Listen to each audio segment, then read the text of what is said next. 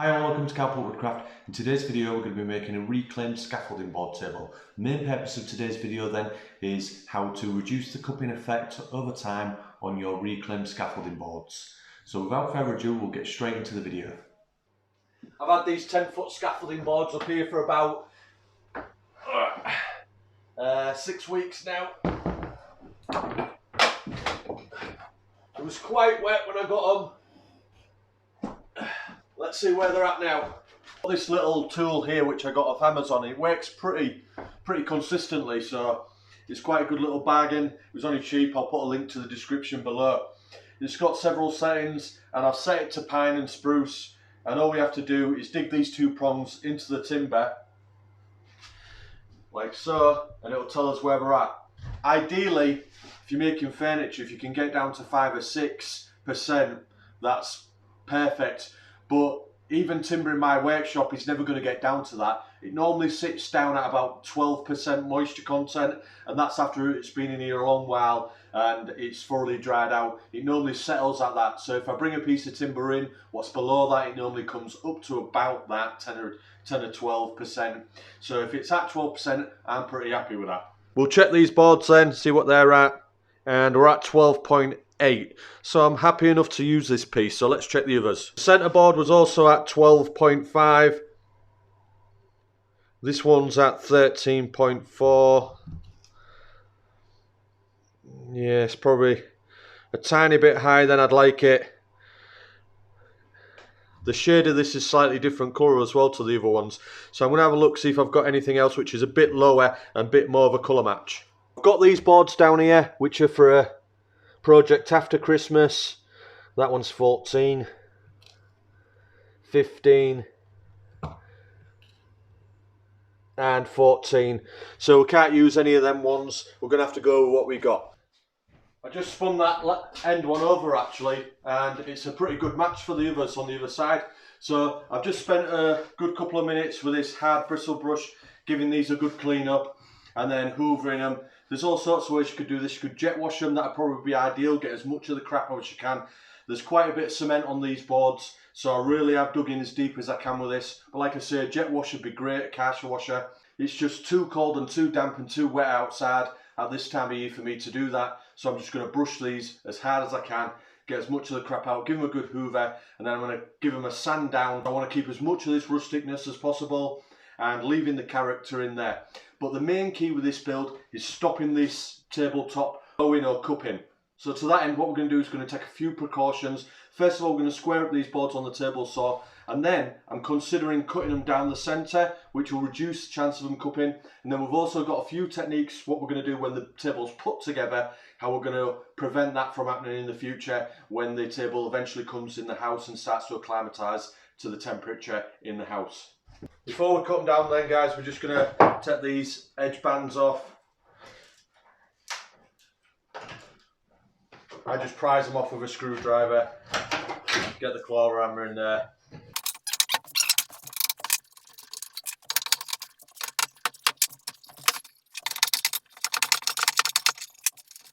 Pop it over to the micro station, square up one of the ends and then cut it to the rough dimensions. I always leave a couple of inches either side just for any snag, things like that on the thickness there.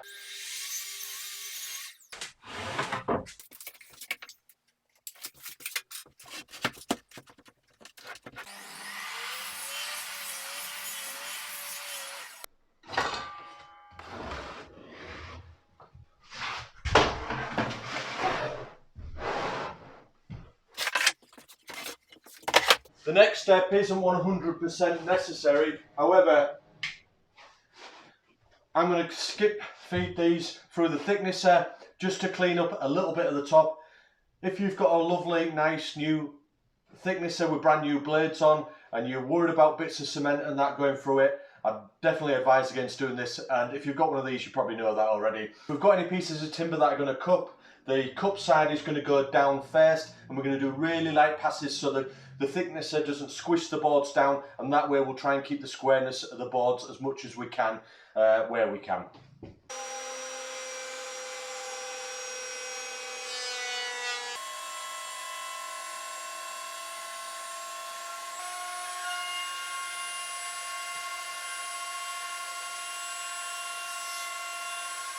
As you can see, guys, we managed to keep quite a lot of the rusticness of the boards, but I did take a little bit more off than I wanted to on the thickness there. That's because a couple of the boards was thinner than the other two, so what we did is we took that from the underneath side. What we're going to do now is we're going to take these through the table saw and just clean up a clean edge on the inside boards. We want to keep this outside rustic edge on the outer two, but we want a better seam in the middle. We don't want a big crumb catcher, but we will not also after perfection. We need to make sure the table saw blade is at a perfect 90-degree angle to the table saw. You can either do that with a square like this, or you can use one of these digital angle finders. This is a trend one. You can get these from Screwfix. These are pretty good.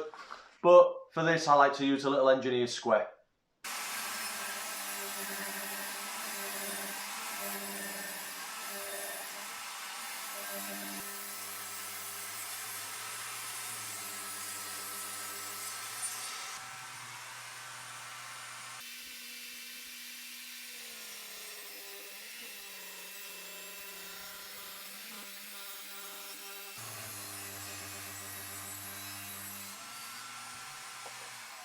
Before we glue these boards up, I just want to show you the grain pattern, how we need to orientate these boards. So if you're not aware of this, in order to help us prevent the cupping, we need to alternate the boards in a certain way.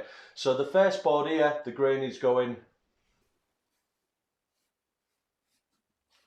like so, and then we've alternated the next board the opposite way around, so the grain is going, and then so on. And then what this is going to do, hopefully, is the table itself is going to naturally resist the cupping effect, and this should help in our battle against the cupping. Looking down these nice new planed edges, what we've just done on the table, so these have come out really nice. We've got a great joint all the way across the boards.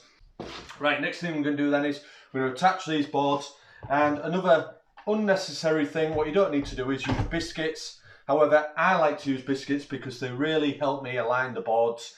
They don't really add much strength at all according to popular opinion, but what they do is align the boards really well. So I'm just going to mark out now for the biscuits where they're going to go. I'll probably avoid this area here actually.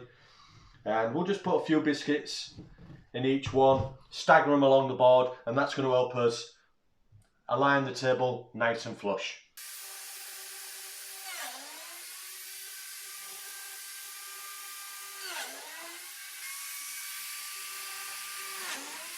Sometimes you get these little fluffy bits, especially when the wood is a bit soft like this spruce, and just make sure you clean them up with a bit of sandpaper before you glue up, because you don't want these causing gaps.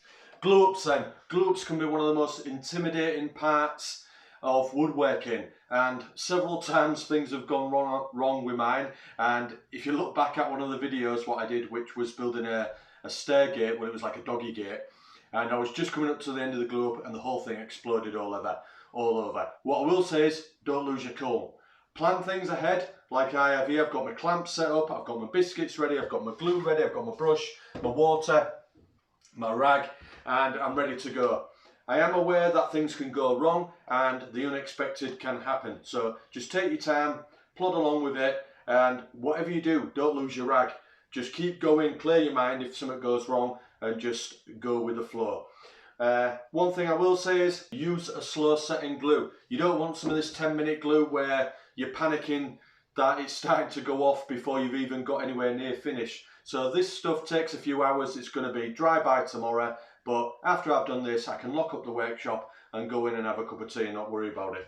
So what we're going to do first is then we're going to apply some glue, add the biscuits, and slowly work our way along the board and then clamp up.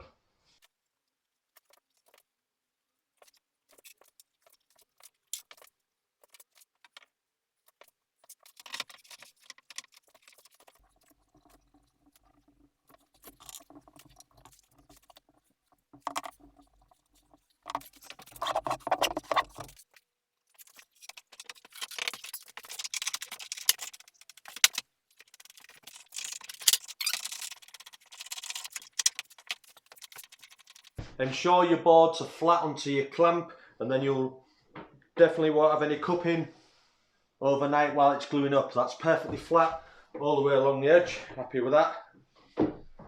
Now we can start applying even pressure all the way down the board.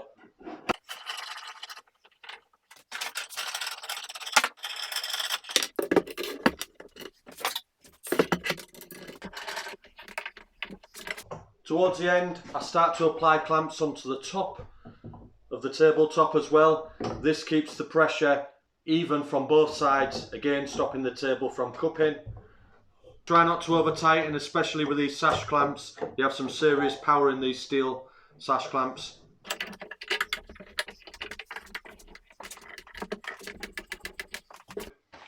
That's a successful glue up then so far, guys. All I'm going to do now is give the glue on the top of the table a quick wipe down with some water and a rag, and then we can leave this overnight, come back tomorrow and do the sanding stage of the build. It's been 24 hours now, guys, and I've just come back into the workshop after finishing work. I've unclamped it and the table has stayed nice and flat because of the precautions we take, clamping from above and below and using the biscuits and ensuring that the timber was flat on the table.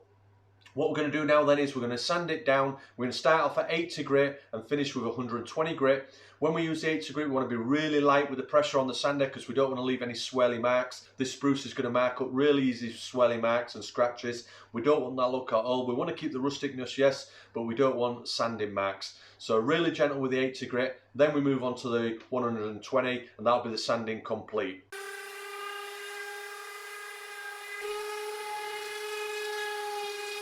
The next thing I want to show you then, guys, is this. So it's a piece of construction grade plywood. It's only got 5 plies in there. And if I was to bend it this way, actually it's pretty strong that way, but I'll show you when I put it on the side of the workbench. It's got a tiny bit of flex in that way, but if you try and snap it that way, going up onto the end grain, you've got no chance. So what I'll do is, I'll show you how strong this is. If I put it on the workbench there and I try and snap it, I just get a massive dint in my hand. Like so. If I put it that way, so it's on the side grain, snaps fairly easy actually. So you can see how much stronger it is going that way than it is that way. So what we're going to do is, we're going to use this to reinforce our table to stop it cupping. We're going to cut 4 strips at 2 centimetres each and we're going to use them to reinforce the table.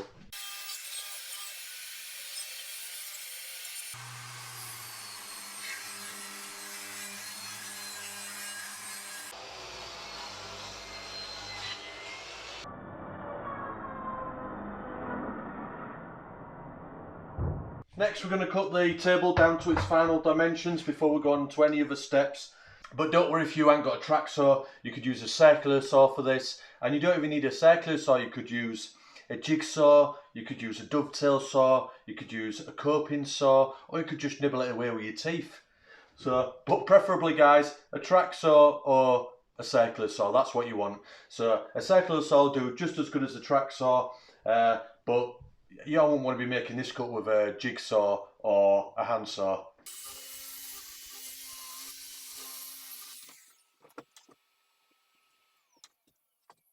To set the router up for the depth then guys, what we're going to do is we're going to use some of these preset selections that we can use, and you have these on all routers. This is set up at the minute already, so I'll just knock it off. I'm going to rotate it down to the 4th setting like so. We're going to get the piece of plywood that we're going to be mounting into the table, and then I'm going to plunge down until I touch the table with the straight cut bit that we're going to be using. And then I'm going to tighten the nail knob securely, like so. And then what we're going to do is, obviously we're not going to plunge down and take out this much material in one go, and we can rotate this dial. So when we plunge, we're taking out a minimal amount each time, increasing the depth all the way up to the 4th setting, which we know is the depth that we want for the final cut.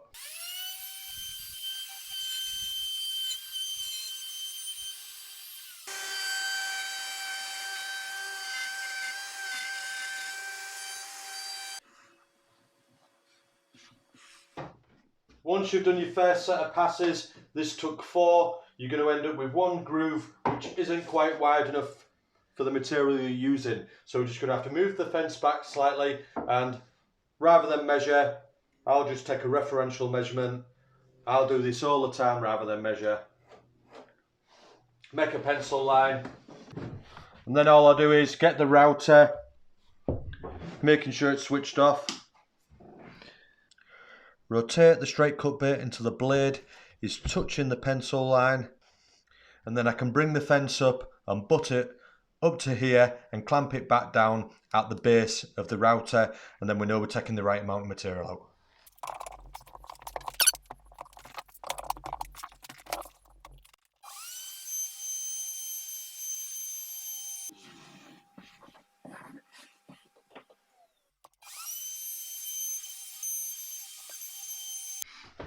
Now I'm just going to square the ends up so the square piece of wood fits in.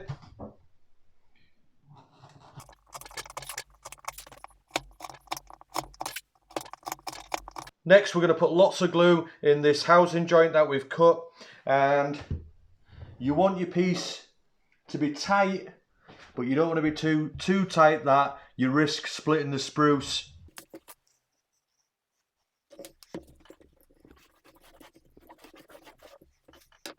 And put glue on the edges of this as well. It's hard to get them in the housing joint on the edges. Don't be shy with the glue. We want this to be a really strong lamination.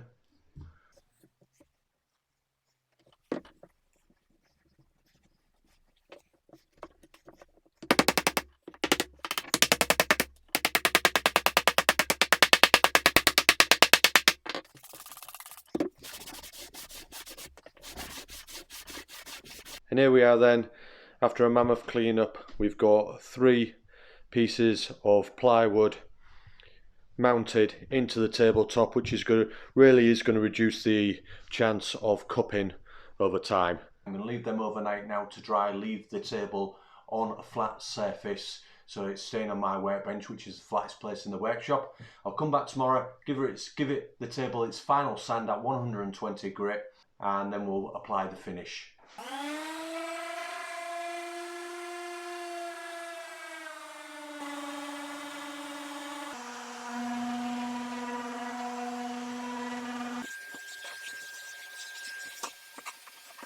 Now I'm just going to clean it down with some white spirits.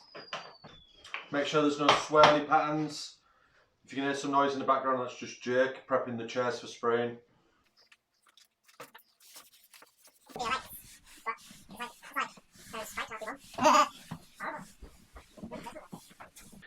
Now moving on to dyeing the timber. We've got a walnut here, and this is an ethanol based product.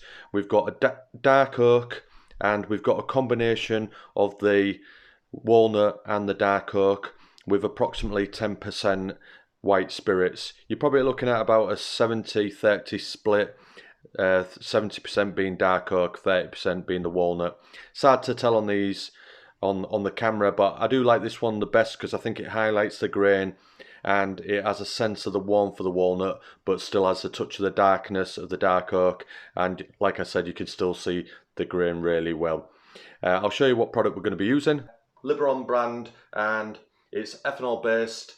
So the thing I like about this the most is it doesn't raise the grain. It is a bit smelly, so you want your windows up and fan on and stuff like that, maybe even a respirator. I don't wear a mask, but I definitely have the doors, windows and fan on, and it doesn't raise the grain at all, so it's great, better than the water-based dyes in my opinion, because they tend to raise the grain and you don't want to be sanding after the grain's already raised. So I do like these, so I'm going to apply this now and then we're going to put a top coat on.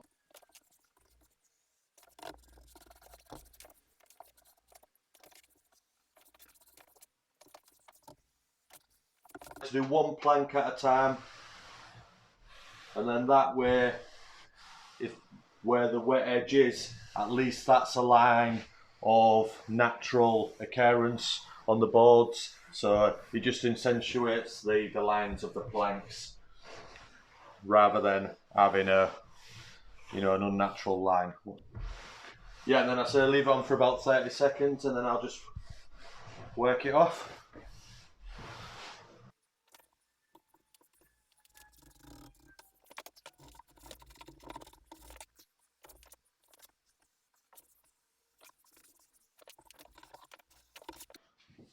Don't be scared to get it on, guys. Make sure you flood it on there. You don't want to be tight with it. I find getting plenty on results in less patchiness than if you skimp with it. Yes, you're going to rub the excess off anyway, so you don't need to worry about that.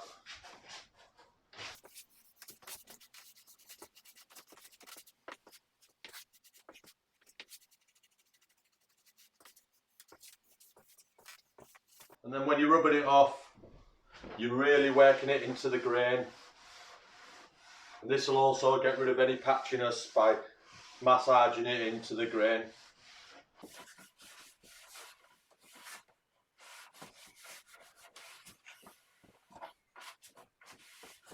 Here it is after the dye then, guys. I gave it 2 coats. And I think it's a lovely colour. And now we're going to move on to the varnish. We're using this Wix's quick drying varnish interior. It's an acrylic, so that means it's water based. And this is my go-to. I always use this one. There's probably plenty of others out there what are just as good, but I just find it really good value for money, and it goes on lovely. So we're going to put probably 3 coats of this on, denibbing in between.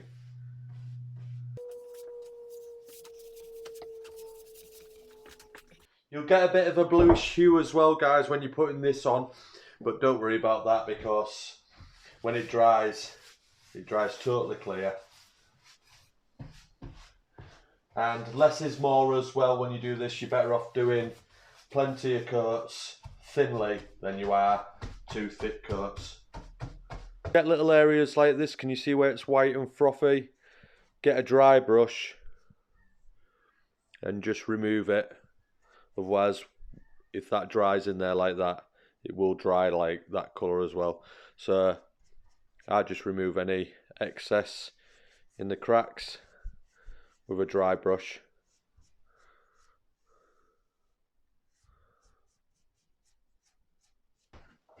This is the 3rd and final coat now, guys, but before I put it on, I'm just going to denib, and I like to spray it down first.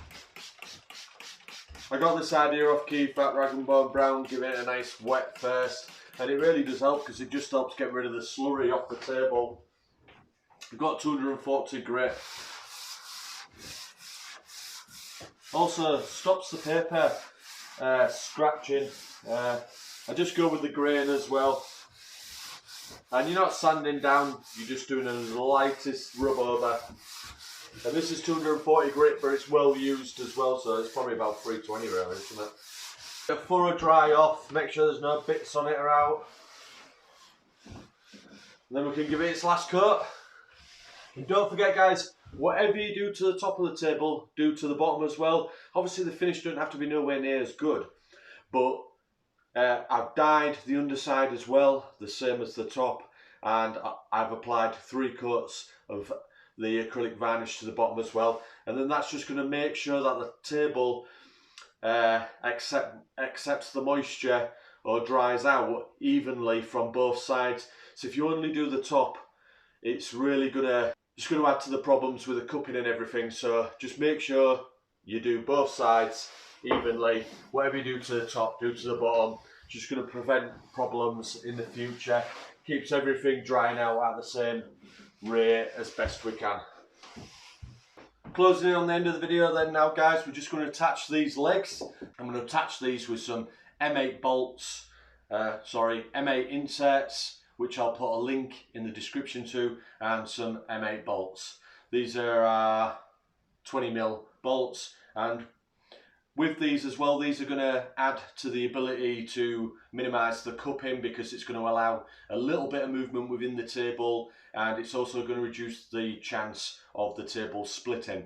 So what we're going to do is when we tighten these up, we're going to just nip them up, and then we're not going to over tighten them at all because we want that little bit of movement in there, just a tiny bit, for if the table swells or shrinks a little bit, so there's that millimetre either side within the pre-drilled holes of flexibility for the timber. The location of these legs then is going to be 1 foot in from the end of the board, because we're going to have a chair situated here on either side, so I want plenty of room for knees. And then we've got about just under 2 inches either side from the ends, and then they're nicely spaced out. All I'm going to do is I'm going to use hole punch, and I'm going to mark in the exact centre of each hole, so we can use a brad point bit to follow that, and then we can drill the hole to the depth we need for the M8 inserts.